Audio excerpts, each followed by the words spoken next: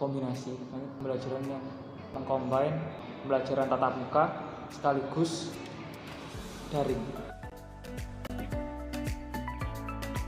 Perasaannya sedikit senang, sedikit tidak senang juga. Secara pribadi saya merasa cukup gagap ketika mengikuti pembelajaran hybrid.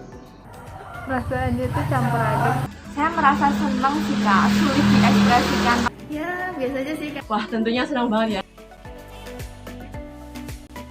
Karena ya cuma gitu-gitu aja sih kuliahnya. Sebagai angkatan 20 masuk langsung online, jadi tentunya senang karena bisa bertemu dengan teman-teman yang selama ini tuh baru lihat lewat layar aja.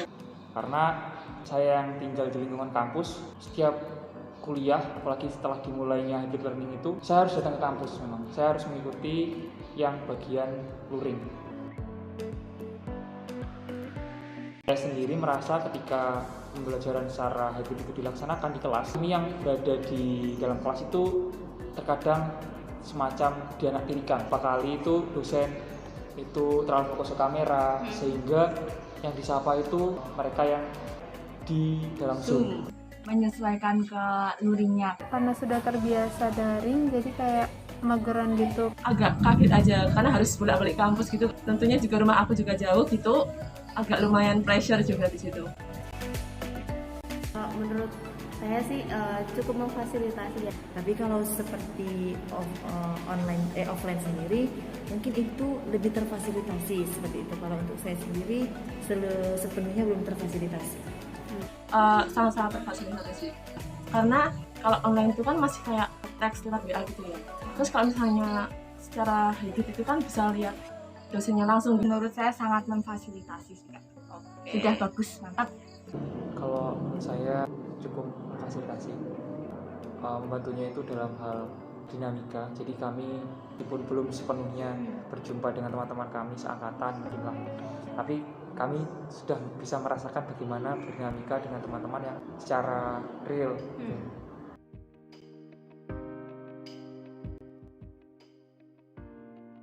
Dari segi komunikasi, lalu dari banyaknya pengalaman seperti itu. Itu kalau online itu tuh kita bertemu dengan teman-teman lewat daring gitu ya, dari dalam jaringan. Jadi bertemunya tuh ya cuma lihat kepalanya aja segini gitu ya kan. Misalnya hybrid itu kan setengah dari teman-teman tuh bisa lihat oh ini tuh yang namanya ini namanya ini dan lain sebagainya. Kalau perbedaannya cenderung bisa memilih kita mau langsung masuk ke kampus atau enggak. Masalah daring jadi saya jadi tiba-tiba jadi senang menanam gitu. Saya masih dapat mengikuti organisasi dan saya juga masih dapat mengikuti kegiatan-kegiatan yang sifatnya online seperti itu. Saya mulai aktif di paroki. Kalau di sini kan pendidikan agama, saya aktif paroki menjadi seorang calon katekis. Saya tergabung di katekis muda paroki. Lalu itu saya bisa mempraktekkan apa yang saya dapatkan. Saya juga sekarang mulai aktif lagi untuk belajar menulis di beberapa majalah. Apanya dari itu untuk dosen sendiri sih juga bisa menyaring dan menerima saran dan juga apa yang dirasakan oleh mahasiswa.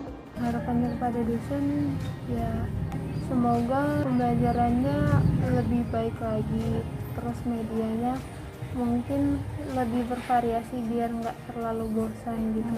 Semoga cepat offline aja karena pembelajaran offline menurut saya lebih menangkap daripada pembelajaran online gitu. Jadi harapan saya untuk dosen-dosen, saya berterima kasih banget karena sudah memfasilitasi kita selama pandemi ini, sudah sangat baik sekali gitu Kak. Tapi mungkin kalau tugas jangan banyak-banyak ya Mbak Bu. Tapi Bapak dosen dan Ibu dosen sangat luar biasa.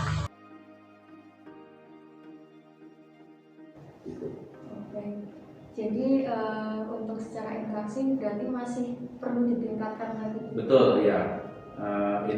Interaksi itu kan di dalam pembelajaran hybrid kita mengharapkan dosen tidak terlalu banyak menjelaskan hal penting kan. Bahan materi bisa dibagikan sebelumnya, dipelajari. Jadi interaksinya lebih dipakai untuk diskusi, untuk membahas persoalan-persoalan yang justru penting di dalam kuliah. Pertengahan ini setelah UTS kami akan melakukan survei lagi mengenai substansi pembelajarannya. Apa namanya? Mengatasi barriernya itu loh. Kadang-kadang untuk memulai itu kan dakdikduk gitu kan. Saya bayangkan bagi mahasiswa yang belum pernah sama sekali mau ngomong itu kan saya mungkin hampir berkeringat gitu. Jadi takut dinilai. Betul. Nah, saya kira mungkin kepada teman-teman mahasiswa mungkin juga bisa mengajak teman-temannya, ayo berlatih gitu omong. Jadi kelas itu hidup. Jadi saya sendiri kan kadang-kadang merasa kalau Zoom lalu ada tanggapan rasanya garing gitu ya. Tapi kalau langsung ada yang bertanya, ada yang menanggapi, entah setuju atau tidak setuju itu kan menjadi kelas hidup. Dan itu selalu saja ada pendapat-pendapat yang dapat inspirasi. Nah, saya kira itu. Jadi mahasiswa FKIP apalagi sebagai calon guru berani ngomong, berani berpendapat. Jadi saya kira itu. Nah, yang sekarang masih belum ideal dari segi perawatan. Kalau saya mau mengatakan, jadi masih harus ditingkatkan kualitas perlengkapan. Apa kabar? Sudah mandi belum? Gitu kan? Kamu rambutnya dirapikan dulu lah, gitu kan? Misalnya hanya gitu kan? Nah, dengan ini kan sapaan-sapaan afeksi ya pada mahasiswa bisa terjadi pada kedua pihak. Gitu. Apakah sungguh-sungguh mahasiswa belajar? Jadi perkuliahan itu kan poin pokoknya itu. Apakah mahasiswa belajar? Nah, itu yang saya kira pertanyaan penting. Apakah mahasiswa belajar optimal dan mencapai tujuan? Itu mungkin. Dan nanti ketika misalnya mahasiswa itu sudah berbicara, menyampaikan juga mengenai evaluasinya terkait dosen, tidak menjadi ancaman tersendiri yang kadang yang membuat mereka terpuruk gitu, karena berdasarkan pengalaman juga selama dinamika hybrid ini, meskipun sudah disampaikan karena ya itu tadi kebiasaan lama, justru menjadi ancaman, misalnya nilainya langsung E. Oh gitu ya? Ya, kadang ada seperti apa terjadi seperti itu? Ya. Oh ya? Ya. Nah, itu sebetulnya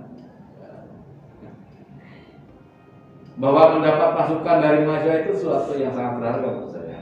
Bahwa mahasiswa mengkritik saya misalnya apa, ya. Itu kan suatu input bagi saya supaya saya memperbaiki diri.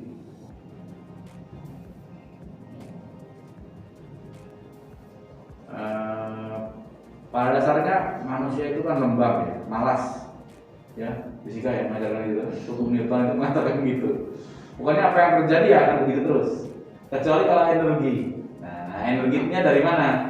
Ada usaha, diingatkan oleh mahasiswa, didorong, diberi contoh, difasilitasi. Nah, itu baru ada perubahan. Kalau enggak ya tidak ada suatu perubahan yang berarti.